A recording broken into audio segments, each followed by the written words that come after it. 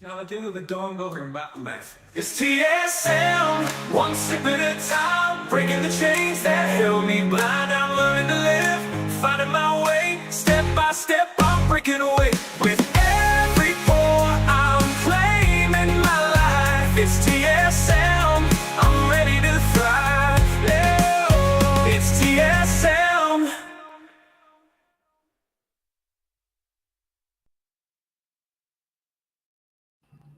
Hello, Samara. How are you Oh, today? wait, you're muted. Oh, I am. Oh, Oh, wait, am oh I? no, there it is. Okay, maybe there was a delay. No, it was delayed. Yeah, delayed. Well, hopefully that picks or fixes. I don't know what the issue is. Is it good now? No, it's very delayed. Oh, shoot. Well, we'll make it work. We'll see how this goes. It's always an adventure when we go live, right? Yeah, you never know. Technology doesn't always cooperate, so we'll There, roll with it. it's there. It's synced up now Okay, to your good. lips. Well, welcome everybody to this Sinclair Method Q&A. I'm so happy you have joined us. So this next hour, Samara and I are here to really answer your questions about the Sinclair Method. We're coming from a coach's perspective, and also we have our lived and personal experience with the treatment. So we love to kind of dive into the nitty gritty of the journey and help you be more successful with the protocol. So welcome to everyone who's joining us, and welcome to people also who are watching the replay. So before we kick things off, just want to say if you guys have questions, you can drop them in the chat. I'll mention that again for people who join us a little bit later. But feel free, whether you're joining us on YouTube or Facebook or other platforms, drop them in the chat and we will do our best to get to them. Usually we can get to all the questions on the live. So how are you doing today, Samara? I'm doing really good. It's starting to look like spring here and it's getting warmer and the sun's out and I'm very happy about that. So that's such a good feeling. I know it's been really nice here too. We had a lot of rain, but the sun feels so good. So I wanted to ask you, it's kind of like a icebreaker, kick it off question. I know in our program and you as a coach, we talk a lot about like the power of our mindset and our beliefs. And oftentimes these can be things that keep people stuck on TSM. For example, like unconscious beliefs that they're holding on to, like, you know, wine is the only thing that makes me feel happy in life or something like that. I was wondering, from your perspective as a coach and maybe leaning on your own personal experience or just what you observe with people that you work with, is there like one common underlying belief that you see people have that maybe they're not even aware of, but as a coach, you can kind of observe in them like, okay, this is a belief that they're holding on to that is keeping them stuck on the method? that's a that's a big question because I think it's many different types of beliefs that I can think of in my own practice coming across that. Sorry about that. It is this time of the year too, like with the pollen and everything. It's like always in my throat. Anyways, Okay. so our beliefs dictate our behavior. Isn't that wild? So 100%. yeah, our beliefs dictate our behavior. So that is why somebody can be 4 months in full compliance, 4 months into TSM, full compliance, but they're like still going back to old habits of daily drinking, Mm-hmm. And that's when you really want to look at your beliefs. What is happening unconsciously, like, below your awareness? What is this belief that's bringing you back? It could be to that you really don't want to face your emotions, and so you're numbing out. It could be that you feel like wine, this was my belief, Yeah. wine was the only way that I could unwind. Mm-hmm. Like there was no other possible way that I could unwind as good, like that would work as well as drinking a bottle plus, because that's what it would end up being, of wine. Like what are some other ones that you can think of? Like, oh, I know, the only way I can get to sleep is if I take this drink. That's the only way I can fall asleep. That's a big one. That's a big one. And it's difficult because to some extent, like if someone's been leaning on alcohol for years to fall asleep, it is a very powerful tool that helps you pass out quickly, but we know it interrupts your sleep. But that's a difficult one to break because I see that there's this attachment a lot of people have with like, there's this fear of like, oh my gosh, I'm not going to be able to sleep if I don't have my alcohol. And then that fear induces anxiety. And then our nervous system is wired, and then we can't fall asleep. And then it affirms the belief, I need alcohol to sleep. And it's this vicious cycle people can stay stuck in where they're still depending on alcohol in that way to fall asleep, even though they don't really want to. But it's a transition period to learning how to sleep without alcohol. We actually have Dr. Perone. This came up on our call recently, one of our group calls, and I asked her, Dr. Perone, to see if she could lead a workshop on it. And she was like super excited because she just nerds out on this stuff. And so I'm excited to see that coming. I think she's going to do it in May. About But sleep. mhm, Oh, good. yeah, I'm looking forward to that because it's such a common challenge, and I don't feel totally equipped because I personally didn't struggle with that too much. I don't know about you. Did you struggle? Did you rely on alcohol in that way, or what's your No, approach typically with that? no. I knew from my health background, I knew that alcohol disrupts sleep. And so Yeah. I was very aware that alcohol was disrupting my sleep. So when I was drinking more, I was having much more disrupted sleep. So Yeah. I was very aware of that. So yeah, but I understand it and I see it a lot. And it is like a big hurdle that people have to, you have to decide to believe that there are other ways that you can get yourself to sleep, Yeah. and that's a belief, right? It's like a stronghold that you have to be open Yeah. to trying other things, and there are so many things that can help us get to sleep, like many, many, many techniques. And it is about kind of hacking our sleep in a way. And I went through this whole phase where I was hacking my sleep. And, it was due to that open mind to be willing Yeah. to try other things. Yeah.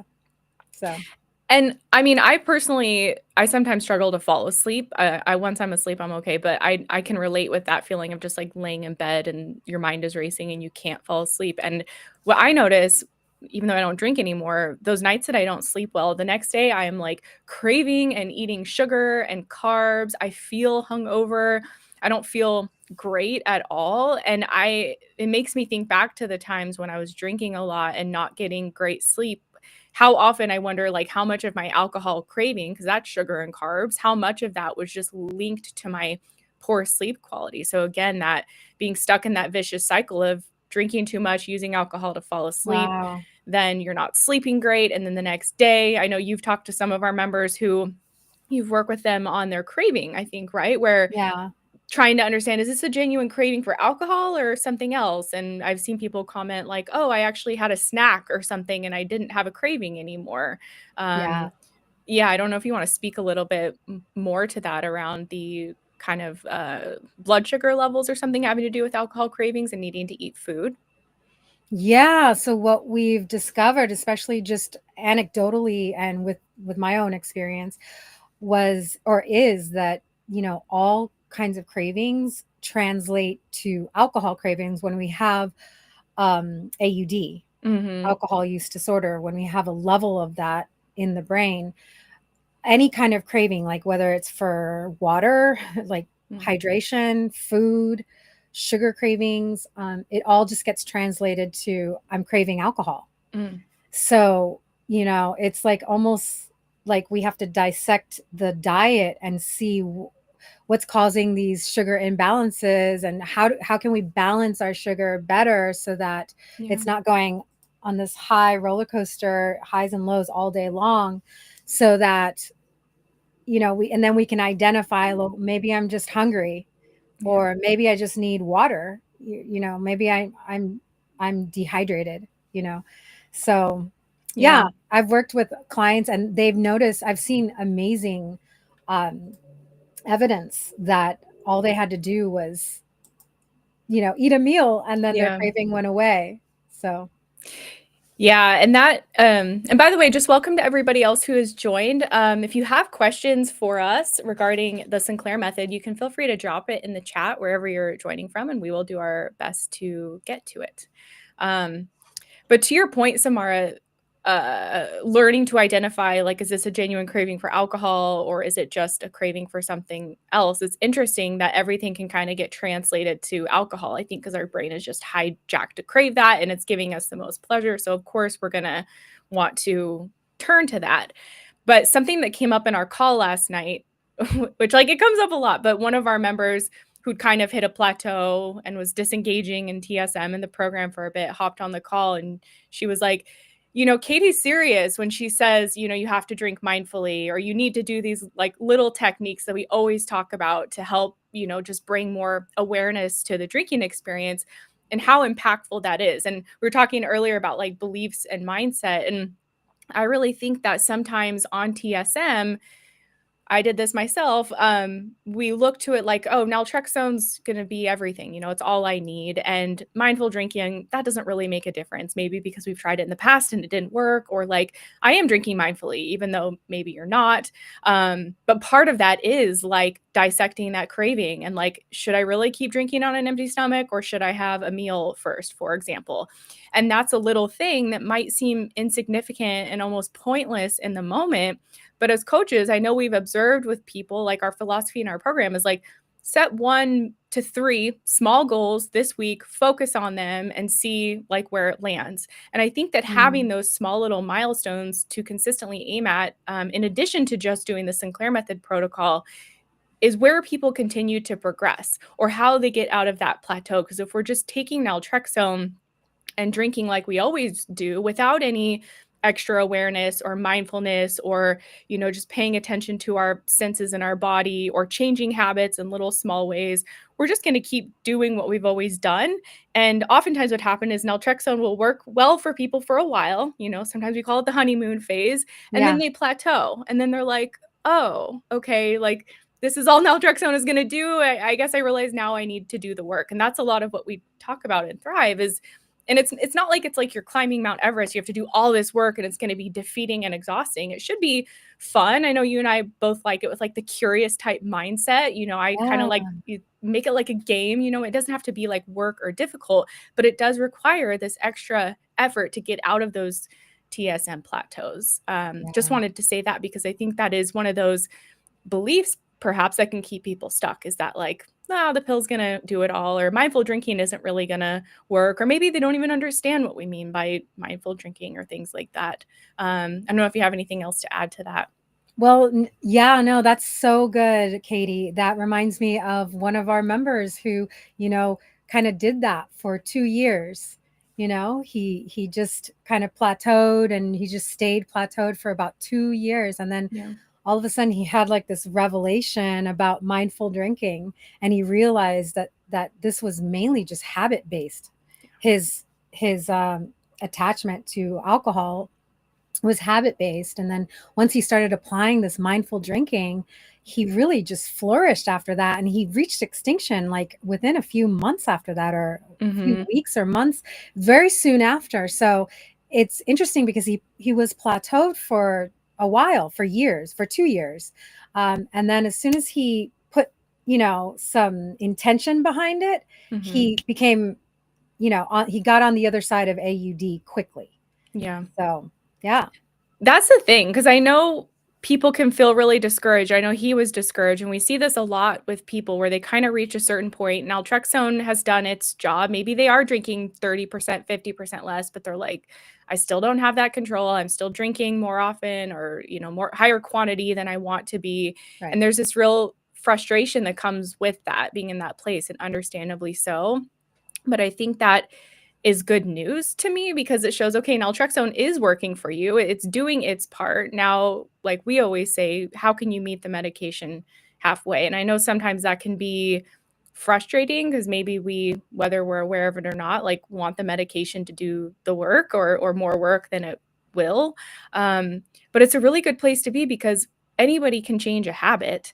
And when you realize that the drinking or the behavior that you're doing is just habitual, you can also realize that it can change just like any other habit. And not to say it's easy or fast, but if you have a recipe you follow and you're consistent with it, just these small changes over time really add up add up to the results of, extinction or regained control through TSM. So that's why we're such a broken record with the habit change piece and beliefs and mindset and things like that, because it really needs to go alongside TSM. For so long, we have a lot of these emotional ties, these memories around alcohol. It's literally been like a core relationship for years or decades. And as we untangle that, naltrexone helps to quiet the urge and help us have more control. But we've really got to cultivate a life outside of that, become somebody who doesn't need alcohol to cope, or who doesn't, need alcohol in a social setting, or who doesn't believe that alcohol is the only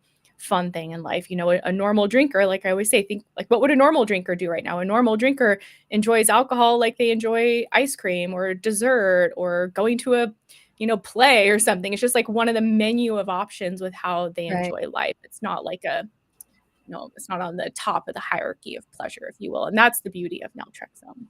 Yeah, so good. Okay, so see a couple questions here. Kathy, you want me to read that? I'll read that, Samara, and maybe you can speak to this too, and we both can, but you have experience with side effects. I have a question about naltrexone side effects, if that's okay. Yes. When I haven't taken naltrexone for a while, I suffer fairly extreme negative mood alterations from the med. It seems that I have to take it regularly 3 to 4 times a week to minimize these side effects. It's sort of like a tolerance to the side effects develop when I take Nal more regularly. The problem with this is that I associate drinking with taking naltrexone, and I don't want to drink every time I take it in an attempt to diminish side effects. Do you have any suggestions for me, please? Oh, wow. That's an intricate. Yeah, thank you for your question, by the way. So we're not doctors, so we're not giving out medical advice. This is just from our own experience, and also the experience of our clients that we've seen, But yeah, this is a really interesting question. I did not struggle with this type of side effect with the mood alteration. So this is really interesting that you've noticed this. You have actually quite a bit of self-awareness to even notice these things. So this is really good on your part.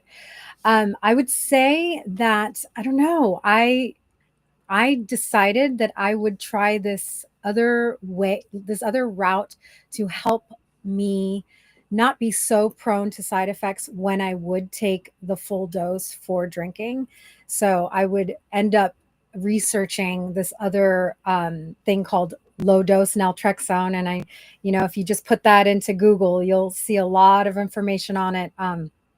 It is not necessarily used for alcohol use disorder, right? So, but I would research it and I would start implementing that. This was back then in 2021. And it really helped my body. It's almost like you're taking a microdose of naltrexone.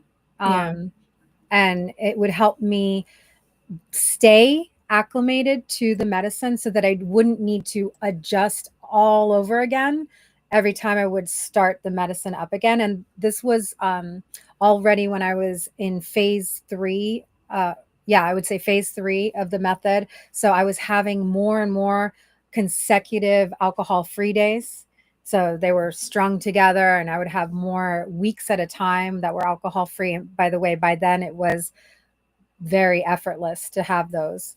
And I would implement this practice of low dose naltrexone, and it really helped to not suffer the full extent of side effects when introducing the medicine, the full dose, into my system again. So I hope that helps. What do you think, Katie? Yeah, well, and I know you mentioned like it makes you grumpy. So irritability is a side effect for some people on naltrexone. I experienced that not every time I took it, but sometimes I would just feel very like I had a short fuse, is one way to describe it. I did a poll a while back. I was trying to see if I could find it, but I think about 50% of people have that side effect. It sounds like that's what you're having. So you mentioned here that you associate taking naltrexone with drinking, and you don't want to drink every time you take it. So like Samara said, I mean, I know Samara used the low dose naltrexone protocol where she was taking that, I think daily, right, Samara, just to keep some level of the medication in your system. Again, we're not Yes. doctors. That's just your personal Yeah. experience, what you did with that. Um, I and still take it to this you day. still, okay, Yeah. yeah. Yeah. So that is an approach that worked for her. Another thing, like I've heard Dr. Volpicelli, our medical advisor, talk about this, where they do sometimes have people take it more regularly just to stay acclimated to the medicine. So if you are taking it 3 to 4 days a week, but you're not drinking 3 to 4 days a week, I'm wondering if you could somehow change your mindset around it to where you break the association between taking naltrexone and drinking. Because if you look at research, some people do take it to help with alcohol cravings. Like I said, I know people who've been taking it a few days a week, regardless of if they're drinking, but just to help the body tolerate the medication better. Yeah. So that might be something to talk with your doctor about, or to consider, like, just changing your mindset around that. Okay, I'm going to take it these extra days, but I'm not drinking on those days. I'm simply doing it to keep the tolerance of the medicine up in my system. Um, that might help. Yeah, I know I have another client who his doctor told him that he could take a quarter of a dose on days when he wasn't drinking, just to kind of keep it in his system so that when he used the full dose, it wasn't so drastic, Okay. Yeah, so there's different ways people are doing it out there. Of course, talk with your doctor, but yeah, hope that helps. Let me know if you have other questions related to that. And Doug says, explain mindful drinking again, please. Okay. Yeah. So there's like 1,000,001 examples of how someone can mindfully drink. Maybe I'll give in a couple example, and Samara could as well. Yeah. So, when we typically drink before naltrexone, oftentimes it's done very mindlessly. We're drinking to turn off our brain. We've kind of got our routine, our favorite drink, our favorite glass, our favorite place or chair that we drink in. And we're not really in our conscious mind when we're doing it. It's almost something we can do unconsciously without even thinking about it.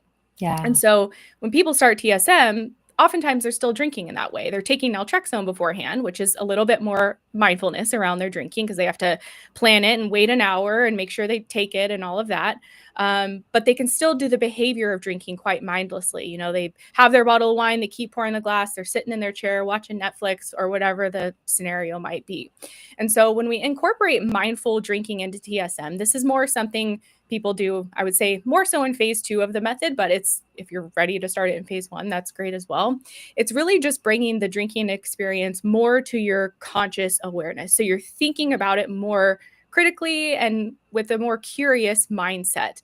So practical ways that this can be done. I mean, just taking naltrexone and waiting an hour, that's a level of mindfulness, because before, I've heard people say, oh, I would just start drinking anytime, like spontaneously, I would just drink, there was no planning around it. So just by planning it, taking naltrexone, that's a level of mindful drinking. Another thing practically is that some people will set a timer. So let's say you would drink a glass of wine in 15 minutes, they set a timer and they make that glass of wine last 30 minutes or an hour. They're logging their drinks. That's another level of mindfulness. Maybe they're eating a meal before they start drinking. Maybe they are stopping after 2 drinks, waiting. This is what I did. I would stop after 2 drinks, wait 30 minutes and see if I wanted to keep drinking after that. That's a good they're one. Asking themselves, I know I hear you talk about this, Samara, like rating their craving level after each drink. Okay, how strong is my craving for another one? Those are just like a handful of examples. There's so many. We have a huge resource in our program that kind of gives techniques for mindful drinking, but it's really just bringing this unconscious behavior into your conscious awareness to where you're paying attention more to what you're doing, how alcohol is affecting your body, your mood, your sensations, everything. And you're asking yourself questions. You're being curious. Am I enjoying this? Do I want another drink? How quickly am I drinking this? How do I feel right now? Am I drinking quickly because I'm upset? Or why am I drinking? Really just being more curious and consciously aware of what you're doing, rather than doing the habitual behavior that, many of us have done for years or decades. And if you look at any habit change book or any book on behavior change, it's going to talk about that in order to change any behavior, we first have to become aware of what we're doing and notice the behavior we want to change, and then we can start changing it from there. If we're not aware of what we're doing, it's so easy to keep drinking as we always have been, even with naltrexone. And that's typically what happens to a lot of people on the method. They start naltrexone, they see this reduction, which is really exciting, and they're like, wow, this is amazing. And then things kind of go back to where they were, and the progress isn't as obvious, and they feel plateaued. And that's where we kind of call phase 2 of the method, where mindful drinking and habit change really becomes imperative. Okay, I want to hear from you, Samara. No, that's so good. Yeah. So I think just really relating it back to my experience, I felt like I wanted to really be a science experiment. Like I was viewing myself and the process of what I was doing with the Sinclair method as a science experiment. And I was like, okay, like what is underneath this drinking behavior? Like what is driving me to drink today? Like, is it a trigger? Yeah. Is it a habit? Is it a craving? I would categorize why I was reaching for the drink that day. Yeah. And I really didn't understand when people would talk about, would say mindfulness, like that kind of just like went over my head. I was like, what's mindfulness? It's this whole mindfulness movement. And you read articles about it, you see it online. I'm like, what is this?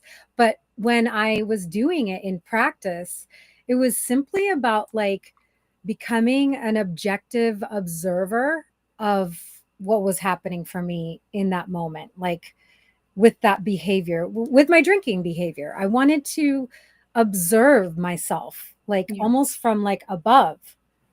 And I would look down on myself and like not down on, I would look down at the situation from an objective point of view and very neutral. That was another thing, because when we start judging ourselves and we start condemning ourselves for our drinking and we start putting ourselves down and guilting and shaming ourselves, all of the mindfulness goes out the window. Yeah. It's almost like the two cannot fit in the same space. You can't judge yourself and also be mindful at the same time. It doesn't work. I think it's like the same area of the brain so that was really something I had to practice, because I was so used to beating myself up about my drinking that now I needed to view my drinking from a more, neutral, objective point of view, where I was like, well, this is an experiment. This is a science experiment. Let me experiment with this whole thing that I'm doing, the Sinclair method, and just see like what's happening. And so in that process, I did pick up journaling, by the way, at the time. And writing things down, even thoughts or feelings, was like so eye-opening. Yeah. Like it helped the whole mindfulness process, So I hope this helps. It really, okay, for myself and my clients, it was a game changer. Like when people are plateaued and they start applying these principles of mindful drinking, they like turn a corner, they like jet set off, like they go to the next level. And this is what I see time and time again. So yeah, I love that you mentioned just like the non-judgmental, non-condemning, because I think when we have AUD brain, just like a symptom of that is we're so hard on ourselves. I see it with our members all of the time. Like they're making great progress on DSM, but then they're like beating themselves up because they like had a slip up or something. It's like, but you're losing sight of all of the amazing progress you've had. And I know for me, it was like a conscious, again, back to the mindfulness, it was just this conscious effort of me noticing like every mistake I made on TSM, I was like, what's wrong with you? Why do you keep doing this? Why can't you just do this? And I had to catch myself and realize like, you can't talk to yourself that way, because I think you're right. They can't coexist. You can't positively change for the better when you're just like beating yourself up. And so I had to learn to notice that thought, first of all, recognize that I didn't want to have it anymore, and consciously choose to think something else and reframe it. Because I think when we make mistakes, it's the biggest, most memorable and valuable learning experience. It teaches us what to do differently or do better next time. But yeah, that is a level of of mindfulness and awareness too. And I love, like, you made it fun, you made it an experiment. And I think that's a really helpful way to approach it. It's not so much like, oh, my drinking's up, I'm drinking 10 drinks more this week than I did last week.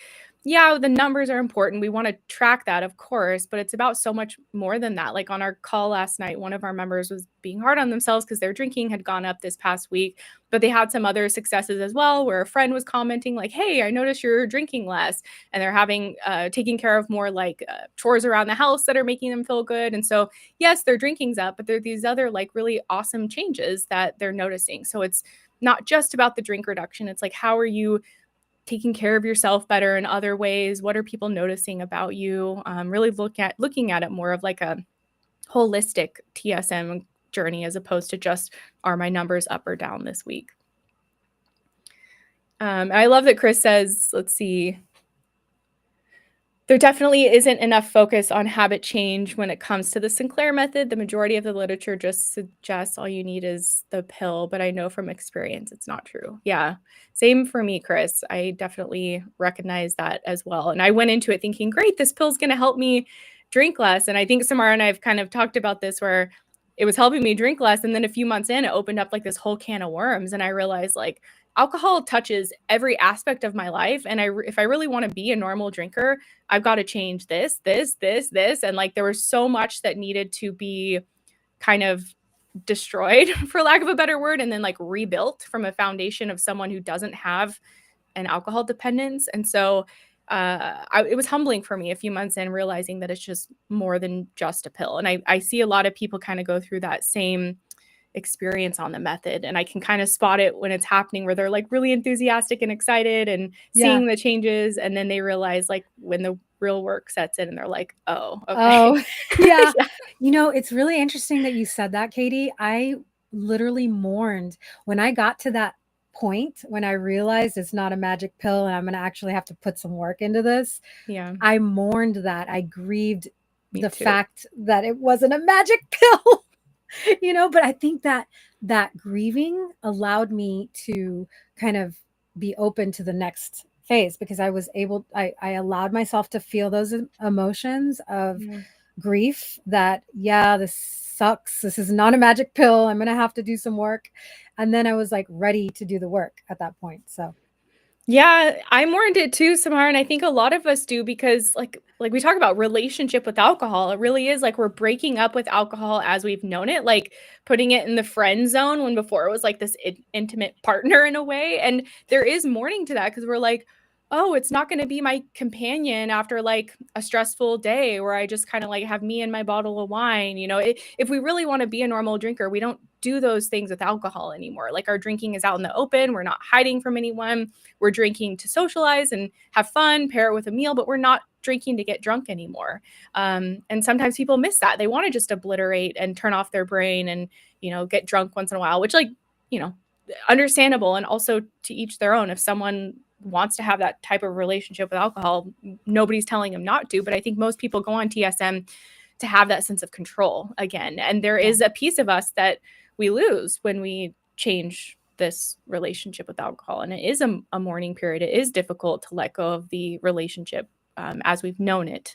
It's a very real part of this journey that maybe I think is unexpected for a lot of us. And once we're going through it, it's maybe the hard part, where we're kind of at a crux in the road. Like, okay, I can keep doing what I've been doing, and keep having this type of relationship with alcohol, or I need to make all of this change and become a different version of myself, have a different relationship to it.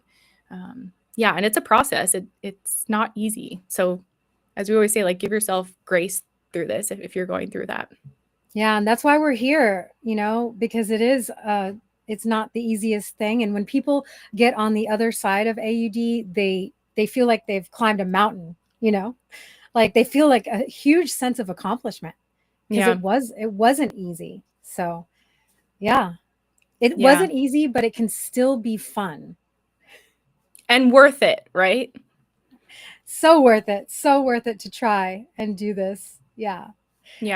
And this, something to what Chris just said about habits, that his intake has reduced around 70%, but his real challenge is to drop that last amount due to habits.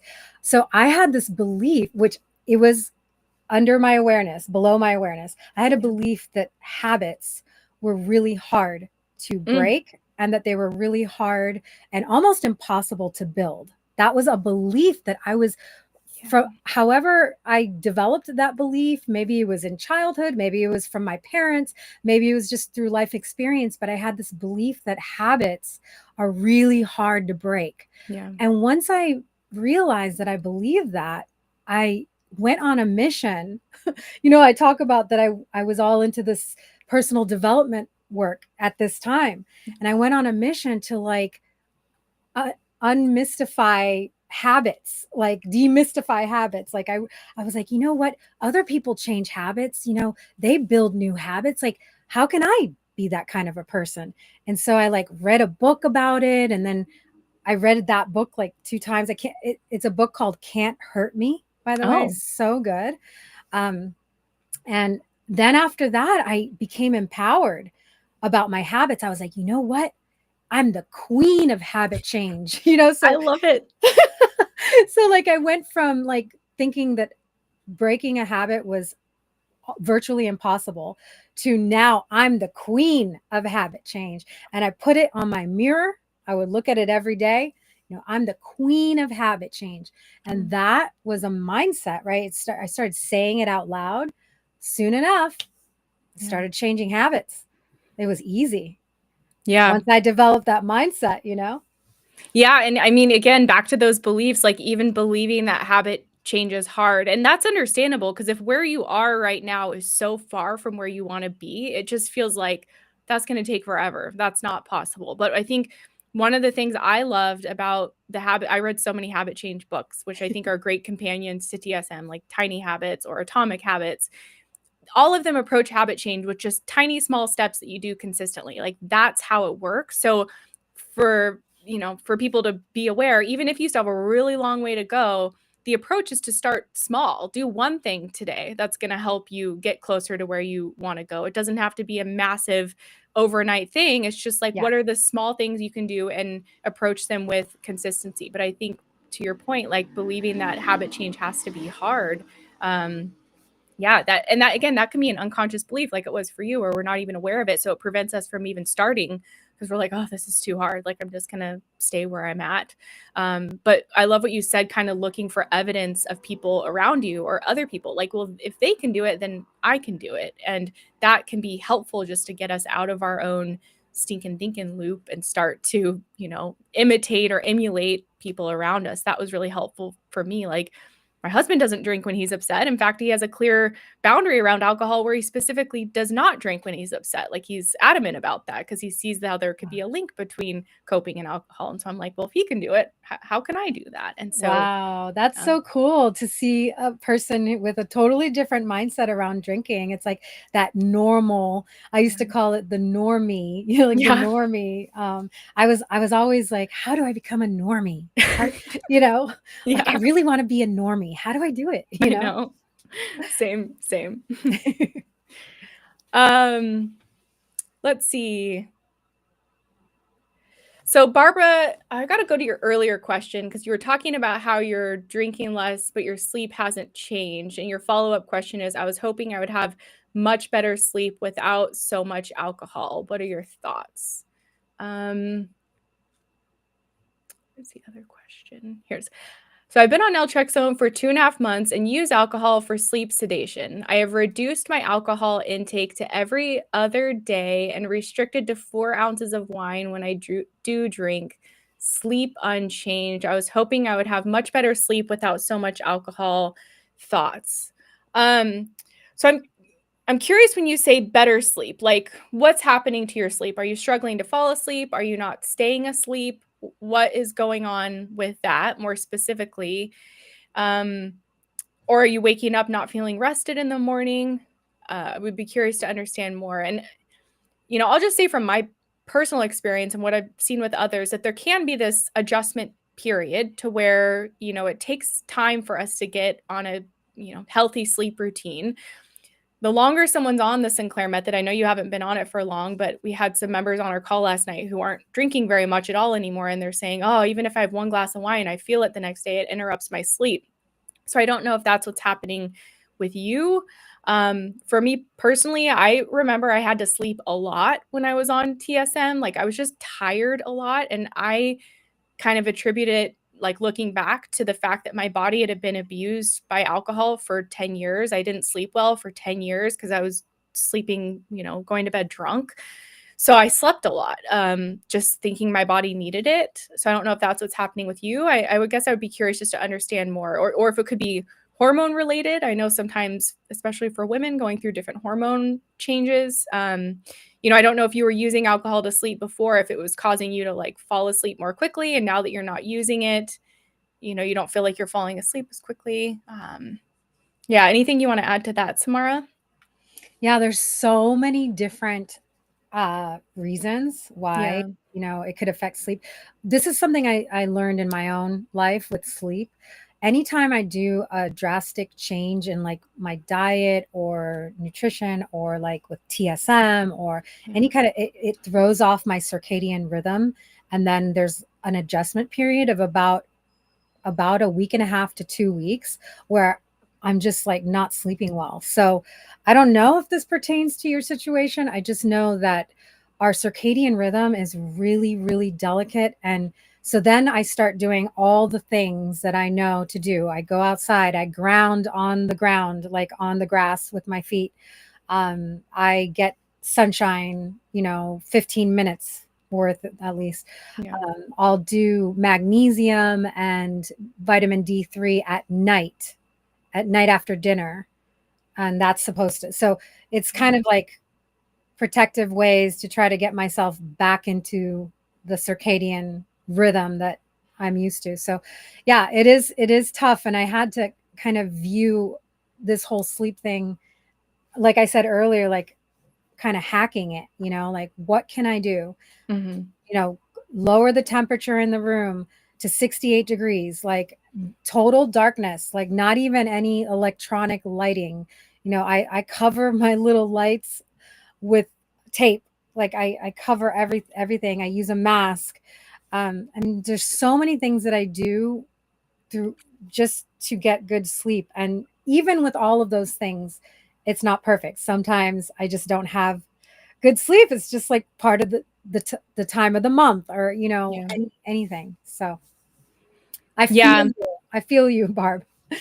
And there's this woman, I don't know if anyone's aware of her, but I follow her online. Her name's Barbara O'Neill. She's like a naturopathic doctor that speaks out about a lot of stuff. But something she has taught me through watching her videos is the importance of going to bed by like 9 or 10 at night. Because if we stay up past midnight, she says that like our body doing the restorative work happens between like 9 and 11. And if we go to bed after that, we don't get as much restorative healing and we don't feel as rested in the morning. And I personally, like, if I don't go to bed early enough, I feel hungover the next day. Yep. Or I can't fall asleep, or my sleep is interrupted. So kind of to your point, Samara, like now that I don't drink anymore, like I'm sure there was a correlation between alcohol causing me to like fall asleep more quickly, pass out, so to speak.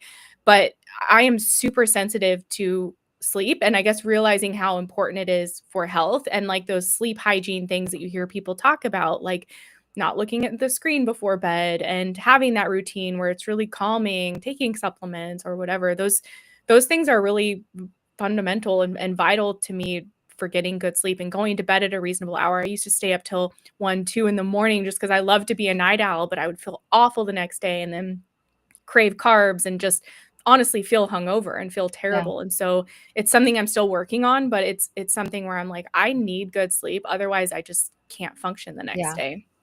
Yeah. And going to bed every night at the exact same time, that's like a huge thing. If you can like get yourself on this like schedule where you're going to bed every night at 10:15 or, it's supposedly that like is one of the best things that we can do.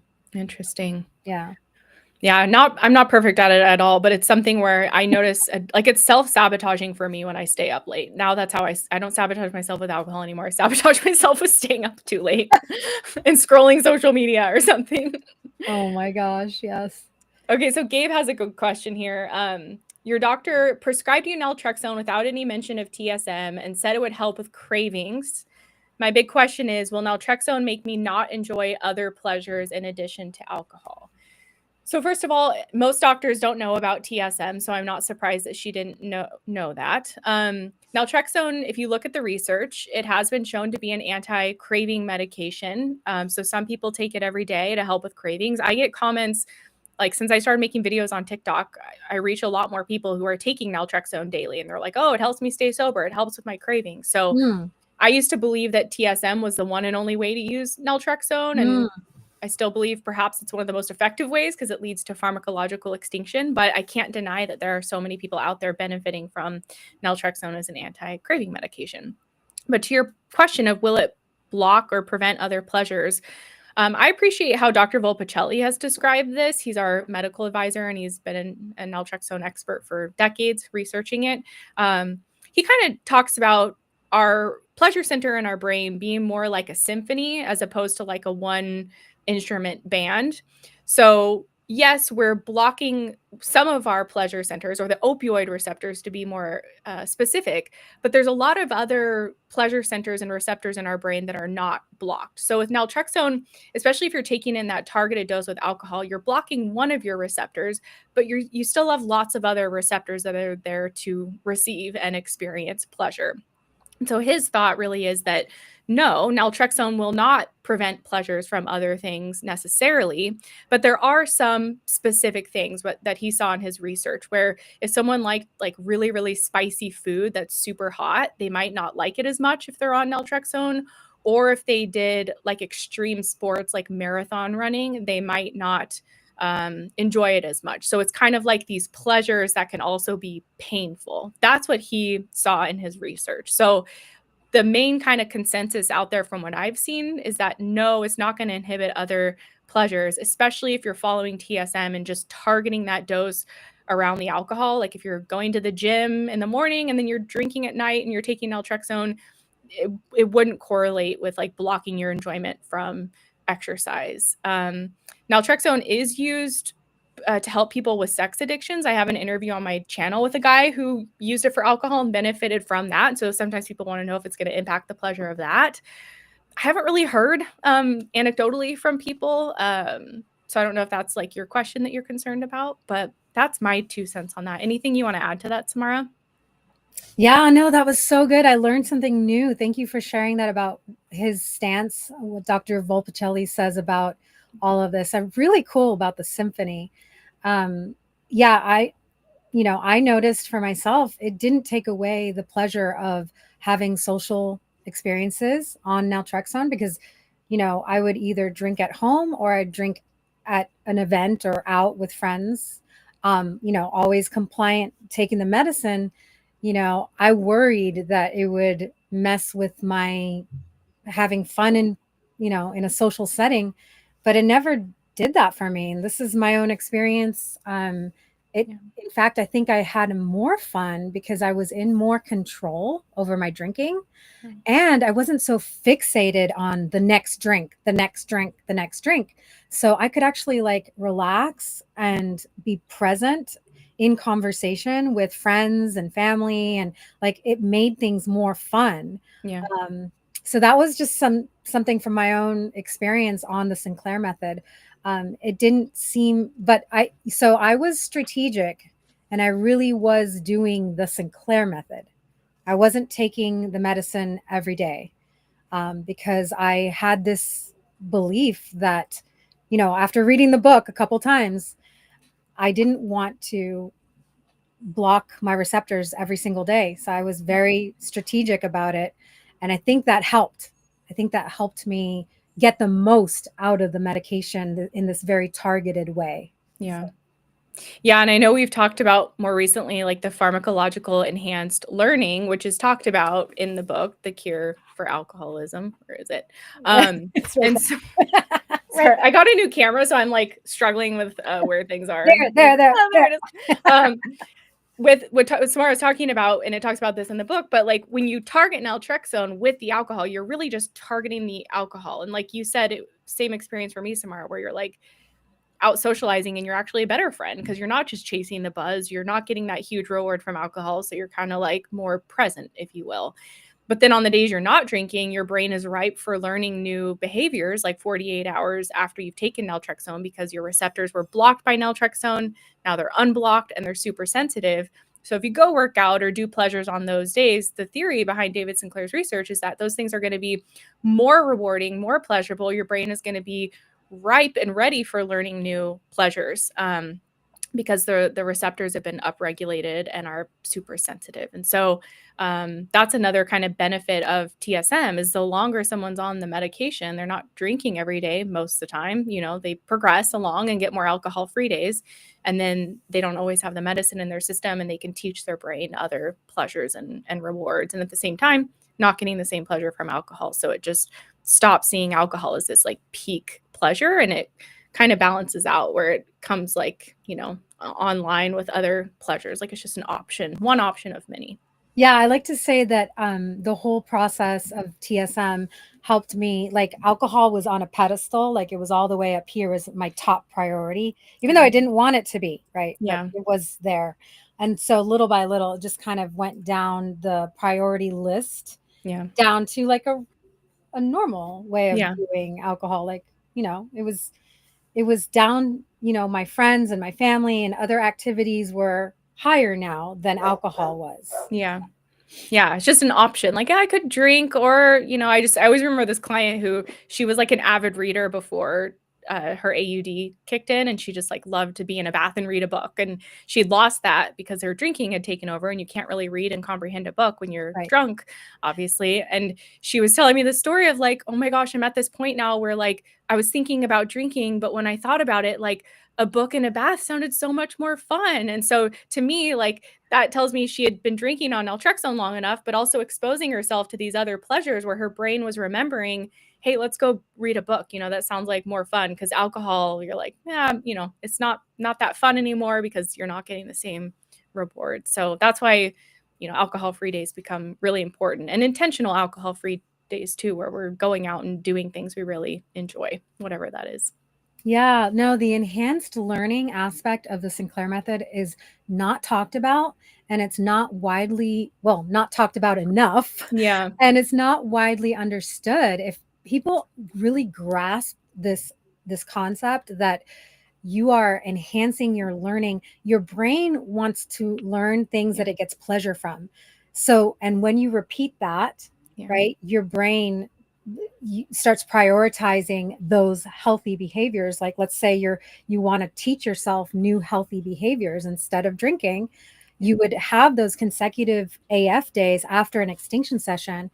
Then you would have an open window of primed endorphin receptor upregulation where anything that you do that's pleasurable, your brain is like learning that big time. It's called enhanced learning. So it's really a fantastic concept. And I really want to explore it more, like even from the biohacker perspective, like what if on those days, right, when your receptors are getting enormous amount of endorphins those days, right? You're going to the infrared sauna, you're doing a cold plunge, you're doing red light therapy, like you're exercising, like you're doing your HIIT workout, or you're laughing, you're having like a laugh attack, with your friends. Like imagine how cool that is. Your brain is learning that that's more fun than drinking.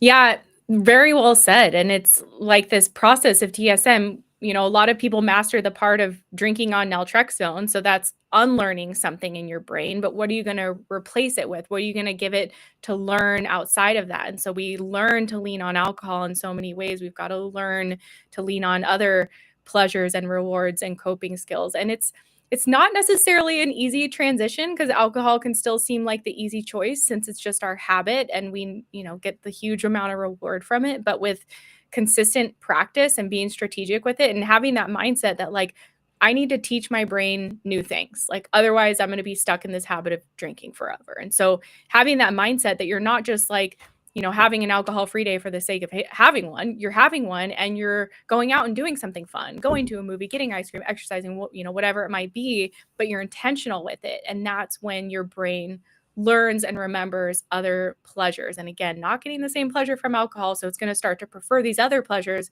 that are actually giving it, an endorphin reward. So important. And I'm telling you guys, it really works when you do the Sinclair method in this way, because I did it. I did this. I was very intentional about this 2 to 3 day period after the extinction session, where I actively practice these other healthy habits. And man, it really works. And you can tell when you're being mindful, right? When you use that mindfulness, you can really tell, because you're more aware of the things that are happening to you and around you and in you, right? Yeah. You're using your 5 senses. Exactly.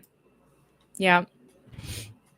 Okay, we have just a couple minutes left. I was trying to see what other questions. It looks like Chris has one. It sounds like you might be in the UK, Chris, but you say, a question to put to you guys: is there any program we can get help to change habits on the Sinclair method?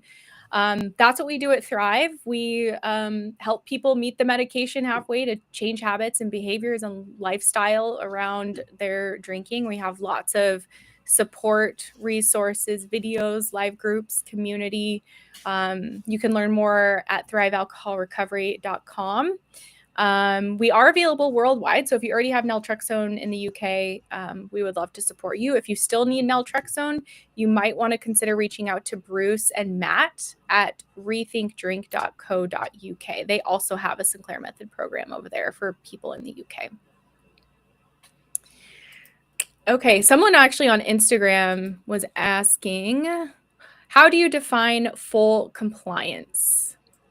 So full compliance with the Sinclair method means that you are always taking naltrexone at least 1 hour, 1 to 2 hours before your first alcoholic drink of the day. And a lot of doctors in this space, like they say that's the only thing you have to be perfect at it or perfect at. But if you're not perfect with being 100% compliant, then the results can be up and down. There's going to be plateaus. It's going to be frustrating. You're just confusing your brain. So compliance with TSM is always taking naltrexone, at least 1 hour before drinking. One of our members, I will say, they count themselves compliant when they take naltrexone and eat a hearty snack, because they just notice if they eat before they start drinking, it helps naltrexone work even better. They're drinking more slowly. They're not absorbing as much alcohol. So they have made part of their compliance taking it with food. So they absorb the alcohol more slowly. Let's see. Do you see any other questions I missed, Samara? I don't know if you have anything on your end. I think we got to all of them. Yeah, I think so. Okay. Oh, here, SC on YouTube. I'm taking it every day as prescribed by my doctor. She said after 3 months to take it only when I drink. Now I don't know if I should take it every day. So yeah, I mean, of course, we're not doctors, so we can't tell you how to take your medication. But I will say, some doctors, what I've observed is they have people take it daily in the beginning to adjust for side effects, perhaps to help with the anti-craving effects of it, because it can be an anti-craving medication, just to get in the habit of taking it so you're never skipping a dose. But then, so it sounds like she's transitioning you to TSM after that. So yeah, I mean, I wouldn't see any issue with that. That's not what I did. I did TSM from the beginning, but everyone's different. And I'm sure your doctor has a reason for prescribing it that way. Yeah, I would just follow what your doctor has recommended. It's a good advice. Yeah. No, I don't know. Yeah, there could be benefits. Like, some people really do find that it helps with craving. It can help, be in the habit of taking it. If you're taking it every day, it can help with the side effects. So yeah. And then if she's transitioning you to target it after that, yeah, that sounds reasonable. All right. Well, thank you all so much for joining. This hour went by really quickly. Samara, thank you so much for your time. This was really fun. Hope this was helpful to you guys. Thanks to everyone who joined live, and thanks to everyone who's watching the replay. As always, if you would like more specific and personalized support on the Sinclair method, head over to thrivealcoholrecovery.com. All right. I will see you